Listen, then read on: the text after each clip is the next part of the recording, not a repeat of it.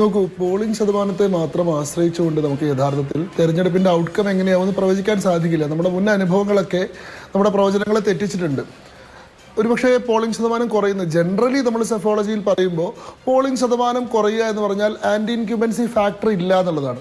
കാരണം നിലവിലിരിക്കുന്ന സർക്കാരിനെ മാറ്റിമറിക്കണം എന്ന വലിയ ആഗ്രഹം ഇലക്ട്രേറ്റിൽ ഉണ്ടെങ്കിൽ, എങ്ങനെയെങ്കിലും പുതിയൊരു സർക്കാരിനെ കൊണ്ടുവരണം, ഒരു മൂഡ് ഫോർ ചേഞ്ച് രാജ്യത്തുണ്ടെങ്കിൽ വലിയ ടേൺ ഔട്ട് ഉണ്ടാവും. ആളുകൾ ധാരാളമായി വന്ന് വോട്ട് ചെയ്യും. കാരണം അവരുടെ ജീവിത പ്രശ്നമാണ്, ഒരു അടിയന്തര പ്രശ്നം അവരുടെ മുന്നിൽ നിൽക്കുകയാണ്. നേരെ തിരിച്ച് പോളിംഗ് പെർസെൻറ്റേജ് കുറയുകയാണെങ്കിൽ ആളുകൾ താരതമ്യേന കംഫർട്ടബിൾ ആണ്, അവർ നിലനിൽക്കുന്ന എസ്റ്റാബ്ലിഷ്മെൻറ്റിനോട് ചേർന്ന് പോകുന്നവരാണ്. അതുകൊണ്ടൊരു മാറ്റം അവർ ആഗ്രഹിക്കുന്നില്ല എന്നുള്ളതാണ്. അപ്പോൾ ജനറലി നമ്മൾ പറയുമ്പോൾ പോളിംഗ് പെർസെൻറ്റേജ് കുറയുകയാണെന്ന് പറഞ്ഞാൽ എന്താണ്, ഒരു സ്റ്റാറ്റസ് കോ മെയിൻറ്റെയിൻ ചെയ്യപ്പെടുന്നു, നിലവിലെ സാഹചര്യം തന്നെ തുടരുന്ന അവസ്ഥ ഉണ്ടാവും എന്നുള്ളതാണ്. ഇപ്പോൾ നമ്മൾ നല്ലൊരു ഉദാഹരണം നോക്കുകയാണെങ്കിൽ 2004 തെരഞ്ഞെടുപ്പ്, അന്ന് ഇന്ത്യ ഷൈനിങ് ക്യാമ്പയിനൊക്കെ ഉണ്ടായിരുന്ന ഇലക്ഷനാണ്. പക്ഷേ പ്രതീക്ഷിക്കുന്ന പോലെ വോട്ടർ ടേൺ ഔട്ട് ഉണ്ടാവുന്നില്ല. അവിടെ ഒരു വേറെ സൈക്കോളജി പ്രവർത്തിക്കുന്നുണ്ട്. എന്താണെന്ന് വെച്ചാൽ over confidence of the electorate എന്ന് പറയുന്നൊരു സാധനമുണ്ട്. അതായത് എന്ത് വന്നാലും ഇവിടെ ഒരു മാറ്റവും സംഭവിക്കാൻ പോകുന്നില്ല, ഈ സർക്കാർ തന്നെയാണ് തുടരാൻ പോകുന്നത്, അതുകൊണ്ട് നമ്മുടെ വോട്ട് ഇറലവൻ്റ് ആണെന്ന് ആളുകൾ ചിന്തിക്കുമ്പോൾ ചിലപ്പോൾ വോട്ടിംഗ് ശതമാനം കുറയാം. നേരെ തിരിച്ച് ഒരുപാട് ഫാക്ടേഴ്സ് ഇവിടെ ഉണ്ട്. ഞാൻ പറഞ്ഞില്ല, നമുക്കിത് ഒരിക്കലും ഒരു കൺക്ലൂസീവായിട്ട് ഇങ്ങനെയാണെന്ന് പറയാൻ കഴിയില്ല. ഇപ്പോൾ വോട്ടർ ഫെറ്റീഗ് എന്ന് പറയുന്നൊരു എലമെൻ്റ് ഉണ്ട്. അതായത് ആളുകൾക്ക് തുടർച്ചയായിട്ട് വോട്ട് ചെയ്ത് മടുക്കുക.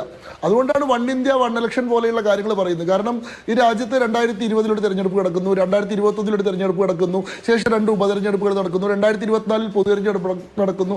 ആളുകളെ സംബന്ധിച്ചിടത്തോളം വോട്ട് ചെയ്യുക എന്നുള്ളതിലുള്ള കൗതുകം നഷ്ടപ്പെടുന്നു സ്ഥിരമായിട്ട്. അതുകൊണ്ടാണ് ഒരു സമയത്തേക്ക് ആക്കണം ഇലക്ഷൻ എന്ന് പറയുന്ന ആവശ്യങ്ങൾ ഉണ്ടാവുന്നത്. അതേപോലെ തന്നെ പുതിയ തലമുറയ്ക്കിടയിൽ ഈ വോട്ടർ ഡിസെൻചാൻമെന്റ് എന്ന് പറയുന്ന ഒരു ഫിനോമിനൻ ഉണ്ട്.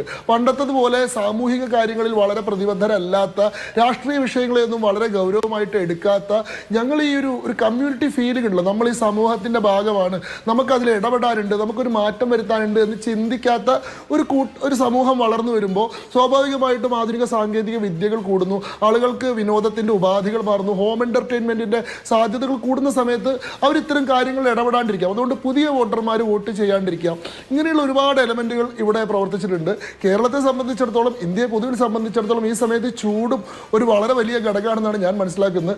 ഇലക്ഷൻ കമ്മീഷൻ തന്നെ പറയുന്നുണ്ട്, പല മണ്ഡലങ്ങളിൽ 40 ഡിഗ്രിക്ക് മുകളിലാണ് ചൂട് എന്ന് പറയുന്നത് തെരഞ്ഞെടുപ്പിനെ വലിയ അളവിൽ ബാധിച്ചിട്ടുണ്ട്. ഈ പ്രചരണ കാലത്തെ പോലും അത് വല്ലാതെ ബാധിച്ചിട്ടുണ്ട്. പ്രത്യേകിച്ച് കേരളത്തിലൊക്കെ പ്രചരണത്തിന്റെ വലിയൊരു സമയം, മെയ് 16 തെരഞ്ഞെടുപ്പ് പ്രഖ്യാപിച്ച് ഏപ്രിൽ 26 തെരഞ്ഞെടുപ്പ് നടക്കുമ്പോൾ 40 ദിവസത്തെ പ്രചരണ സമയമാണുണ്ടെങ്കിൽ അതിൽ 30 ദിവസം റംസാൻ വ്രതമായിരുന്നു.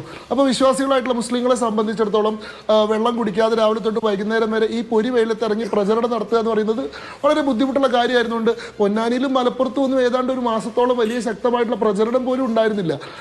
വളരെ സ്ലോ ആയിരുന്നു. തെരഞ്ഞെടുപ്പിന്റെ ഒരു ആവേശം വല്ലാതെ ഇത്തവണ പ്രതിഫലിച്ച് കണ്ടിട്ടില്ല എന്നുള്ളത് എൻ്റെ വ്യക്തിപരമായിട്ടുള്ള ഒരു നിരീക്ഷണം കൂടിയാണ്.